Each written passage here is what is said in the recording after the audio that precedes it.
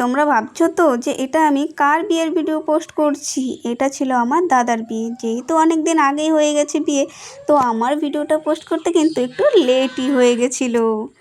কি আর করব, দাদার বিয়ে তো চলেই আসলো। এইখানে দেখো আমি কিন্তু আজকে আইবুড়ো বাদ দিয়েছিলাম দাদাকে। দেখো এখানে কিন্তু অনেক কিছু রান্না করেছিলাম, সবটাই কিন্তু আমার নিজের হাতেই করা। সবটা নিজের হাতে রান্না করলেও বাজারটা কিন্তু আমাকে দাদাই করে এনে দিয়েছিল। এখানে কিন্তু সব আয়োজন আমি একাই করেছিলাম। আর ডেকোরেশনটা কেমন হয়েছে অবশ্যই বলো তো। সবাই তো পান পাতা দিয়ে করে, আমি কিন্তু এখানে পান পাতার বদলে জবা পাতা দিয়ে দিয়েছিলাম। আর একাই কিন্তু ডেকোরেশনটা পুরোটা করেছিলাম। আর ফুলগুলো ছিল আমার গাছেরই। এখানে কিন্তু সবাই আশীর্বাদ করে নিয়েছিল। যেহেতু এত কষ্ট করলাম, আমি ছোট হয়েছি তাতে কি হয়েছে, তাই একটু দাদাকে আশীর্বাদ দিয়ে দিলাম যাতে খুব ভালো থাকে। জীবনে প্রথমবার কাউকে আইবুড়ো ভাত দিচ্ছি, তাও আবার নিজের দাদাকেই। তো খুবই কিন্তু আমি খুশি ছিলাম সেই দিনটায়।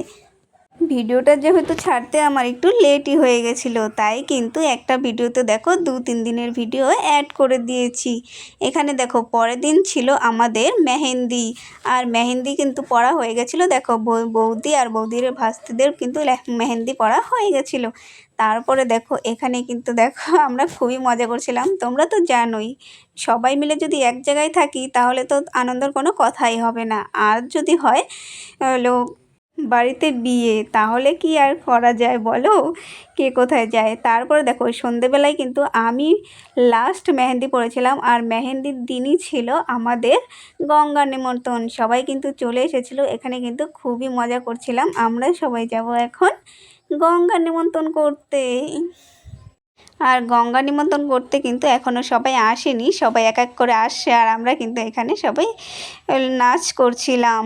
চলো এখানে দেখো আমরা একটু ভিডিও করে নিচ্ছিলাম, কিন্তু কিছুতেই আর করে উঠতে পারছিলাম না। দেখো এতবার চেষ্টার পরেও পরে কিন্তু একবার হয়ে গেছিলো। এখানে দেখো আমার বৌদি আর সবাই কিন্তু খুবই সুন্দর করে নাচ করছিল।